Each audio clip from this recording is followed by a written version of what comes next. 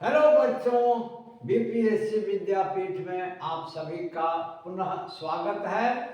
और अभी बीपीएससी विद्यापीठ आप सभी के समक्ष रिसेंटली एग्जाम्स से रिलेटेड उपयोगी सामग्री को लेकर उपस्थित हो रहा है। लगातार इससे संबंधित एक वीडियो जारी किया जा चुका है। और अभी विज्ञान में, जिसमें सबसे प्रमुख भूमिका जीव विज्ञान की होती है, बायोलॉजी की होती है, बायोलॉजी से रिलेटेड ऑब्जेक्टिव क्वेश्चंस जो एग्जाम में काफ़ी पूछे जाते हैं, उनकी चर्चा हो रही है। और लगातार बीपीएससी विद्यापीठ आप सभी परीक्षार्थियों के लिए उपयोगी सामग्री लेकर उपस्थित होता रहा है। इसी क्रम में आज बायोलॉजी से रिलेटेड दूसरा वीडियो जारी किया जा रहा है, जिसमें पिछले वीडियो में 11 क्वेश्चंस को डिस्कस किया गया था, जो एवरग्रीन क्वेश्चंस हैं, जो काफ़ी दिन में से सवाल पूछे जाते हैं। और इसके विश्लेषण के को अगर ध्यान में रखा जाए तो रिलेटेड क्वेश्चंस निश्चित रूप से बनेंगे।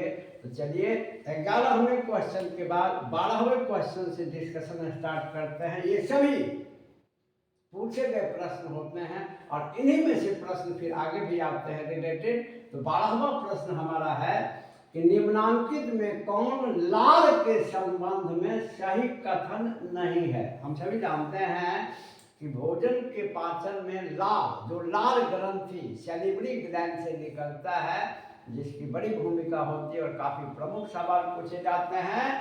तो कौन सा कथन सही नहीं है लाल के संबंध में, सलाइवा के संबंध में?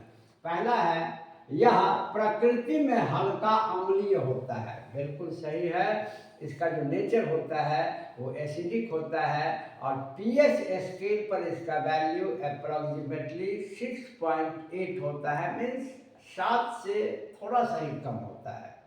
अनडाउटेबली यह एसिडिक नेचर का होता है। तो पहला जो कथन है ये सही है। इसका नेचर यानी प्रकृति, यह प्रकृति में हल्का अम्लीय होता है, स्लाइटली एसिडिक होता है, ये करेक्ट है। दूसरा है, इसमें 99% से भी अधिक जल होता है। बिल्कुल सही है। लाल का सलाइवा का जो कॉन्स्टिट्यूएंट होता है बच्चा लोग, उनमें उसमें मैक्सिमम 99.5% के लगभग, जैसा कि एनसीईआरटी का डेटा दिया गया है, 99.5% के लगभग वाटर होता है। तो ये भी सही है। इसमें एमाइलेज नामक एंजाइम होता है जो लिपिड के पाचन में सहायक है। अब देखिए किस चालाकी से प्रश्न पूछे जाते हैं मैन्युटली। ये जो है, इसमें एमाइलेज नामक एंजाइम होता है, यहाँ तक तो ये सही है। और इसी में जो लिख रहा है कि जो लिपिड के पाचन में सहायक है, ये लिपिड गलत है। ये लिपिड के पाचन में सहायक नहीं होता है, ध्यान रखेंगे। यह लिपिड के पाचन में सहायक नहीं होता है, यह स्टार्च के पाचन में, जिसको हिंदी में मंड कहते हैं, स्टार्च के पाचन में सहायक होता है। तो एमाइलेज नामक एंजाइम होता जरूर है, लेकिन यह लिपिड नहीं, लिपिड मीन्स फैट, लिपिड नहीं बल्कि स्टार्च यानी मंड के पाचन में सहायक है। तो ये गलत है। तो आंसर हो जाएगा सी। और यह भोजन को निगलने में मदद करता है, ये सही है। तो चारों ऑप्शन में इसका आंसर सी होगा, क्योंकि यह सही नहीं है। एमाइलेज एंजाइम होता जरूर है, लेकिन यह लिपिड नहीं बल्कि यह स्टार्च मंड के पाचन में सहायक है। इसके बाद प्रश्न संख्या 13, निम्नांकित में कौन सा एंजाइम दूध को पचाता है? जैसा कि हम लोग बार बार पढ़ते हैं, एंजाइम बहुत ही महत्वपूर्ण रसायन है, जिसको हिंदी में प्रकीर्णक कहते हैं, प्रकीर्णक। लेकिन हिंदी के चक्कर में साइंस में ना पढ़ें और एंजाइम को ही याद रखें। ये बहुत ही प्रमुख पाचक रसायन है। और दूध को पचाने वाला एंजाइम इसमें कौन है? तो दूध को पचाने वाला एंजाइम ऑप्शन में है रेनिन, पेप्सिन, रेजिन, कोई नहीं। इसको पचाने वाला एंजाइम रेनिन होता है, दूध को। ठीक है, जो जठर रस में, आमाशयिक रस में, गैस्ट्रिक जूस में पाया जाता है। आगे है, किसकी उपस्थिति के कारण गाय के दूध का रंग हल्का पीला होता है? गाय के दूध का रंग हल्का येलोइश जब होता है, तो उसमें एक विशेष प्रकार का प्रोटीन होता है, उसी को क्वेश्चन में पूछ रहा है। किसकी उपस्थिति के कारण गाय के दूध का रंग हल्का पीला होता है? जेंथोफिल, राइबोफ्लेविन, कैरोटीन कोई नहीं, तो इसका आंसर होगा कैरोटीन। कैरोटीन प्रोटीन के कारण गाय के दूध का रंग हल्का पीला होता है। अगला प्रश्न है प्रश्न संख्या 15 कि दूध में निम्नांकित में क्या नहीं होता है। ऑप्शन ए है मैग्नीशियम तथा विटामिन डी, यह होता है। आयरन तथा विटामिन सी, अब ये नहीं होता। कैल्शियम तथा विटामिन सी नहीं होता लेकिन कैल्शियम होता है।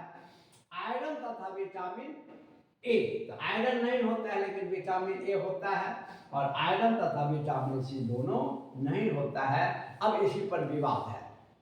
दूध को कंप्लीट फूड माना जाता है, तो ये क्वेश्चन बार बार आता है कि कंप्लीट फूड होने के बावजूद कौन कौन से पोषक पदार्थ दूध में उपस्थित नहीं होते। अब एक बार क्वेश्चन पूछ दिया कि निम्नांकित में किसकी अनुपस्थिति के कारण दूध को कंप्लीट फूड नहीं माना जा सकता, तो क्वेश्चन को किसी भी रूप में पूछे कि कौन सा पोषक पदार्थ दूध में नहीं होता या किसकी अनुपस्थिति के कारण दूध को संतुलित आहार नहीं माना जा सकता, या संतुलित आहार होते हुए भी निम्नांकित में दूध में कौन सा पोषक तत्व उपस्थित नहीं होता, तो हर कंडीशन में आंसर होगा आयरन एंड विटामिन सी। अगला प्रश्न है प्रश्न संख्या 16, निम्नांकित में किसे आरबीसी का कब्रिस्तान कहा जाता है। इनफैक्ट क्या है कि आरबीसी का कब्रगाह या कब्रिस्तान बहुत ही फेमस एवरग्रीन क्वेश्चन है, बराबर बनाते होंगे। एक बहुत बड़ा कलेक्शन आपके सामने तैयार हो जाएगा, और बीपीएससी विद्यापीठ लगातार आपके समक्ष इस प्रकार के प्रश्न को लेकर उपस्थित हो रहा है, आगे भी लगातार उपस्थित होगा। तो एक बड़ा कलेक्शन सब्जेक्ट वाइज आपको मिल जाएगा, और इसमें आरबीसी का जो ऑप्शंस में है लीवर, स्प्लीन, बोन मैरो कोई नहीं, तो याद रखेंगे, दो चीज याद रखेंगे। इस क्वेश्चन का आंसर होगा स्प्लीन, जिसको हिंदी में प्लीहा कहते हैं। और दो क्वेश्चन है कि आरबीसी का फॉर्मेशन कहाँ होता है, आरबीसी बनता कहाँ है। तो जब यह प्रश्न पूछे कि आरबीसी बनता कहाँ है, तो बोन मैरो जिसको कहते हैं अस्थि मज्जा, और खास करके रेड बोन मैरो, अब कैटेगराइज कर देता है बोन मैरो में कौन, रेड बोन मैरो, तो उसका कैटेगरी होता है रेड बोन मैरो या सीधे बोन मैरो। तो बोन मैरो अस्थि मज्जा में आरबीसी का निर्माण होता है, और स्प्लीन यानी प्लीहा में आरबीसी डिस्ट्रॉय होता है। तो जब यह प्रश्न आता है कि आरबीसी का निर्माण कहाँ होता है, तो आंसर होता है bone marrow, red bone marrow. RBC कहाँ डिस्ट्रॉय होता है, तो स्प्लीन। उसी क्वेश्चन को घुमा दिया जाता है कि आरबीसी का कब्रिस्तान किसे कहते हैं, तो स्प्लीन। अगला प्रश्न है प्रश्न संख्या 17, और प्रश्न संख्या 17 कहता है कि मानव शरीर की सबसे बड़ी ग्रंथि कौन है। Largest gland of the human body, which is the largest gland of human body. मानव शरीर की सबसे बड़ी ग्रंथि कौन है, तो ग्रंथि मानव शरीर का एक विशेष अंग है जो विशेष प्रकार के रसायन को निकालता है, और ग्रंथियों द्वारा निकाले जाने वाले रसायन दो होते हैं, एंजाइम एंड हार्मोन। जो आगे बढ़ाएंगे हार्मोन के बारे में हम लोग चर्चा करेंगे, लेकिन अभी एंजाइम की चर्चा करें तो एंजाइम निकलता है इससे। और मानव शरीर की सबसे बड़ी ग्रंथि की बात करें, लार्जेस्ट ग्लैंड की बात करें, तो undoubtedly it is liver. Liver is the largest gland of human body, and sometimes it is also asked that which is the smallest gland of human body. So when it is asked that which is the smallest gland of human body, then answer should be pituitary gland. It is the smallest gland in human body situated in brain. तो pituitary जो है यह जिसको हिंदी में कहते हैं पीयूष ग्रंथि, बिल्कुल मटर के दाने का आकार का होता है। तो दो प्रश्न है आपका इसमें कि मानव शरीर की जब सबसे छोटी ग्रंथि पूछा जाए तो पिट्यूटरी ग्रंथि, और सबसे बड़ी ग्रंथि पूछा जाए तो लीवर। तो फिलहाल ये पूछ रहा है कि मानव शरीर की सबसे बड़ी ग्रंथि कौन है, तो लीवर। इसके बाद है हड्डियों तथा दांतों में मौजूद रासायनिक द्रव है, केमिकल सब्सटेंस है। तो हड्डी और दांत में जो मौजूद रासायनिक द्रव है यह कैल्शियम फॉस्फेट है, जो कैल्शियम और फॉस्फोरस का कंपाउंड होता है। अब इसको फॉस्फोरस का कंपाउंड होता है, इसको देखिए दूसरे ढंग से पूछ देता है। अब एक ही यही एनालिसिस से फायदा मिलेगा। जब हम लोग अपने से प्रश्न बनाते हैं बच्चे, तो केवल जो लिखा उतना ही बस समझते हैं, एनालिसिस नहीं समझते हैं, तो एक ही क्वेश्चन से रिलेटेड जो अनदर क्वेश्चन होते हैं वो नहीं बन पाते हैं, तो इससे लॉस होता है। एक ही चीज़ को बार बार पढ़ना पड़ता है। तो सिंपली एनालिटिकल व्यू पॉइंट को ध्यान में रखें, तो आपके मैक्सिमम क्वेश्चंस इतने ही में बनेंगे, बहुत ज़्यादा ताम झाम की जरूरत नहीं पड़ती है। बहुत सरल ढंग से किसी चीज़ को सीखने की आवश्यकता है टेक्निकली।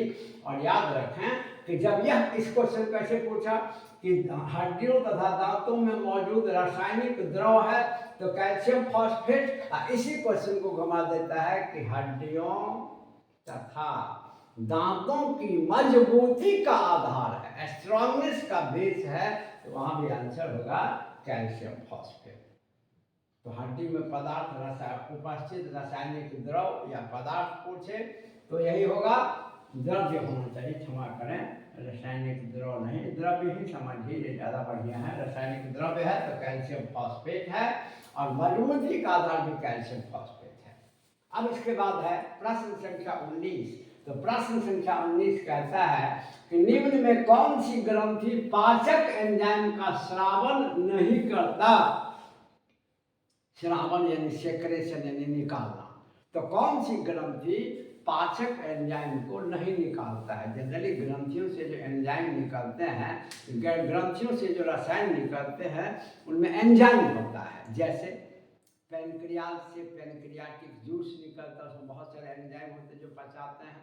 लेकिन एक ऐसा ग्रंथि है जिसके रसायन की भूमिका पाचन में बहुत ही महत्वपूर्ण है, लेकिन उसके रसायन में एक भी एंजाइम नहीं होता, and that very gland is liver. Liver से जो निकलता है बाइल जूस, जिसको पित्त रस कहते हैं, पिछले वीडियो में इसकी काफ़ी चर्चा कर दी गई है, तो यहाँ संक्षेप में समझें कि पित्त रस निकलता है, बाइल जूस निकलता है, जिसका नेचर एल्कलाइन होता है और इसमें एंजाइम नहीं होता, लेकिन पचाने में भूमिका होती है। क्योंकि हम लोगों ने पढ़ा है कि फैट को पचाने में, वसा को पचाने में इसकी बड़ी भूमिका होती है, क्योंकि वसा एल्कलाइन मीडियम में ही, क्षारीय माध्यम में ही डाइजेस्ट होता है।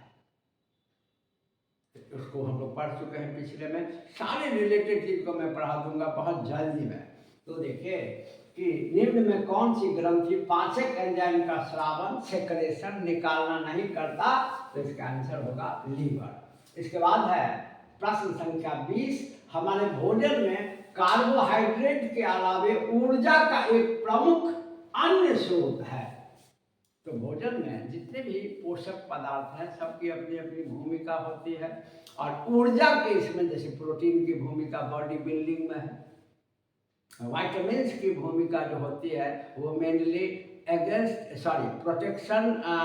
प्रोटेक्शन फ्रॉम डिजीजेज, ये डिजीज से प्रोटेक्ट करता है ना, इम्यून सिस्टम को स्ट्रॉन्ग करता है। और ऊर्जा के दो स्रोत हैं, कार्बोहाइड्रेट और लिपिड यानी फैट, लेकिन दोनों में डिफरेंस है। कार्बोहाइड्रेट जो होता है वो इंस्टेंट एनर्जी देता है, तात्कालिक ऊर्जा देता है, और फैट जो होता है ये दीर्घकालिक ऊर्जा और ऊष्मा ऊर्जा प्रदान करता है।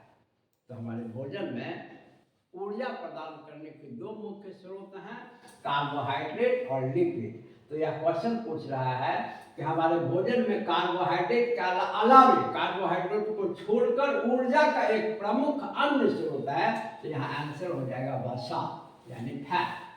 अगला प्रश्न है 21 कि एक एथलीट द्वारा तात्कालिक ऊर्जा के लिए इंस्टेंट एनर्जी, तात्कालिक ऊर्जा को कहते हैं इंस्टेंट एनर्जी, एक एथलीट द्वारा तात्कालिक ऊर्जा के लिए किसका सेवन किया जाता है। एथलीट यानी खिलाड़ी, भाई जब खेल के मैदान में होता है तो उसकी ऊर्जा लगातार खर्च होती रहती है, तो उसको तुरंत ऊर्जा चाहिए। तो तुरंत ऊर्जा के लिए हमेशा क्या होता है कि कार्बोहाइड्रेट का सेवन किया जाता है, और इसी को घुमा दिया जाता है। कार्बोहाइड्रेट के कई प्रकार हैं, हम लोग पढ़ते हैं। कार्बोहाइड्रेट के 3 प्रकार होते हैं mainly, monosaccharide, disaccharide and polysaccharide. तो याद रखिएगा कि मोनोसेकेराइड में सबसे कार्बोहाइड्रेट के कार्बोहाइड्रेट जैसे ग्लूकोज है, फ्रक्टोज है, लैक्टोज है, माल्टोज है, सुक्रोज है, दीज ऑल आर कार्बोहाइड्रेट्स। एक चालाकी भी है, लास्ट में अगर OES लगा हो, ES लगा हो तो वो कार्बोहाइड्रेट्स है। ठीक है, जैसे ग्लूकोज है, सुक्रोज है, माल्टोज है, लैक्टोज है, यह सब क्या है, गैलेक्टोज है, यह सब कार्बोहाइड्रेट्स है। ठीक है, तो कार्बोहाइड्रेट्स में तात्कालिक ऊर्जा देने की क्षमता होती है, खासकर ग्लूकोज में। तो कभी ऑप्शन में कार्बोहाइड्रेट रहता है और कभी ग्लूकोज रहता है। क्यों भाई, ये क्यों तुरंत ऊर्जा दे देता है? क्योंकि इसको सेल द्वारा, इसको बहुत ज़्यादा पचने की जरूरत नहीं होती है, ये बड़ा सरल अणु होता है, सिंपल मॉलिक्यूल होता है, और सेल द्वारा, कोशिका द्वारा तुरंत इसको एब्जॉर्ब कर लिया जाता है, और कोशिका में जाने पर तुरंत ऑक्सीडेशन हो जाता है, ऑक्सीकरण हो जाता है, यानी ऑक्सीजन के प्रेजेंस में तुरंत ब्रेक करता है, और ग्लूकोज में केमिकल एनर्जी होती है और तुरंत शरीर को ऊर्जा मिल जाती है। इसीलिए इसको इंस्टेंट एनर्जी, तात्कालिक स्रोत कहा जाता है ऊर्जा का। तो या तो कार्बोहाइड्रेट के ऑप्शन से पूछता है और नहीं तो ग्लूकोज के ऑप्शन से पूछता है। और हम लोगों ने अभी चर्चा किया कि कार्बोहाइड्रेट, खासकर ग्लूकोज, तात्कालिक ऊर्जा का स्रोत है, और लिपिड यानी फैट जो है यह दीर्घकालिक ऊर्जा का स्रोत है। तो एक एथलीट जो होता है वह तात्कालिक ऊर्जा, इंस्टेंट एनर्जी की प्राप्ति के लिए ग्लूकोज का सेवन करता है, और ग्लूकोज कार्बोहाइड्रेट है, कार्बोहाइड्रेट है, तो यहाँ कार्बोहाइड्रेट ऑप्शन है, तो यही आंसर होगा। क्वेश्चन नंबर 22, निम्न में कौन सा युग्म सुमेलित है? अब देखिए कि भोज्य पदार्थ, खाद्य पदार्थ और उसमें उपस्थित कार्बोहाइड्रेट के बारे में क्वेश्चन पूछा है। जैसे फ्रक्टोज नामक कार्बोहाइड्रेट मीठे फल में होते हैं, बिल्कुल सही है। माल्टोज अनाज में होता है, डिफरेंट जो अनाज हम लोग खाते हैं उसमें माल्टोज नामक कार्बोहाइड्रेट होता है। और सुक्रोज गन्ना, पिछले भी क्वेश्चन में इसको हम लोग डिस्कस किए हैं। तो सुक्रोज जो होता है यह गन्ना में पाया जाता है, तो इसका आंसर होगा उपरोक्त सभी। और जितना हमने डिस्कस कर दिया, अब समझिए कि बैलेंस डाइट और रिलेटेड क्वेश्चन जितने भी होंगे आपके बनेंगे। ये मेरा ध्यान रहता है कि चैप्टर से रिलेटेड जितने भी प्राइम क्वेश्चन हैं सबको इस तरह डिस्कस कर लिया जाए कि नए और पुराने बच्चे, जो बच्चे नहीं भी पढ़ने में रुचि रखते हैं वो भी अगर थोड़ा सा ध्यान दें, या जिनके पास ऐसा पर्यावरण नहीं है तो वो सही से पढ़ाई कर सकें, उनके लिए भी ये काफ़ी महत्वपूर्ण सिद्ध होगा। केवल कंसंट्रेट होकर लेक्चर को सुने और एनालिसिस पर ध्यान दें, ताकि एक ही क्वेश्चन को जब डिफरेंट ढंग से घुमाता है तो कैसे हमारे प्रश्न बने। तो आप देखिए कि ये इसमें सभी आंसर होगा। इसके बाद संसार का सबसे मीठा शर्करा कार्बोहाइड्रेट कौन सा है? तो संसार का सबसे मीठा शर्करा है फ्रक्टोज, ये काफी पूछा जाता है। इसके बाद है निम्न में किसका संश्लेषण, सिंथेसिस यानी निर्माण लीवर द्वारा किया जाता है? तो विटामिन ए जो है, विटामिन ए का संश्लेषण, सिंथेसिस लीवर द्वारा होता है, इसका आंसर ए होगा। और क्वेश्चन नंबर 25 है निम्न में कौन तंतु आहार फाइब्रस फूड का स्रोत है? तो इसका आंसर होगा आपको सेलुलोज। ऑप्शंस में ग्लाइकोजेन है, प्रोटीन है, सेलुलोज है, वसा है, सेलुलोज इसका आंसर होगा। इसीलिए सेलुलोज इसका आंसर होगा, है ना। किससे देखिए हम लोग पढ़ते हैं भोजन में उपस्थित पोषक पदार्थ, तो भोजन में उपस्थित पोषक पदार्थ में कार्बोहाइड्रेट है, फैट है, प्रोटीन है, विटामिन्स है, मिनरल सॉल्ट्स है, वाटर है, और एक पढ़ते हैं रफेज। एक्चुअली क्या है कि वाटर और रफेज डायरेक्टली न्यूट्रिएंट नहीं है। रफेज जो होता है यह बॉवेल को क्लियर करता है, जिसको हिंदी में रुक्षांश कहते हैं, रुक्षांश। और ये फाइब्रस फूड जितना भी होता है वो रफेज में आता है, और ये बॉवेल को क्लियर करता है, पेट को साफ करता है। इसीलिए पूछे जाते हैं तंतु आहार की भूमिका, कभी कभी पूछता है क्या होता है, 2-3 क्वेश्चन आता है तंतु आहार क्या है, तो रुक्षांश है, रफेज है। इसकी भूमिका क्या है भाई? तो यह बॉवेल को क्लियर करता है, पेट को साफ करता है। और इसको पूछा है कि कौन फाइब्रस फूड तंतु आहार है? तो सेलुलोज है, यह भी कार्बोहाइड्रेट है, और यह पॉलीसेकेराइड है। इसके बाद है आयोडीन परीक्षण द्वारा भोजन में किसकी उपस्थिति की जांच की जाती है। बहुत ही कॉमन क्वेश्चन है, भोजन में किस चीज की उपस्थिति की जांच आयोडीन परीक्षण द्वारा की जाती है। तो यह स्टार्च, वैसे ऑप्शन में कभी कभी कार्बोहाइड्रेट भी रहता है, ऑप्शन में कभी कभी कार्बोहाइड्रेट भी रहता है। तो आयोडीन परीक्षण काफी फेमस क्वेश्चन है, ऑप्शन में जनरली रहता है कार्बोहाइड्रेट, और यहाँ ऑप्शन में कार्बोहाइड्रेट न दे करके देखिए स्टार्च दिया है। एक्चुअली क्या है कि जितने भी कार्बोहाइड्रेट होते हैं उनमें बहुत ही प्रमुख स्रोत होता है स्टार्च का। स्टार्च कार्बोहाइड्रेट हमने आपको बताया कि कार्बोहाइड्रेट 3 तरह के होते हैं, मोनोसेकेराइड, डाइसेकेराइड, पॉलीसेकेराइड और स्टार्च पॉलीसेकेराइड है।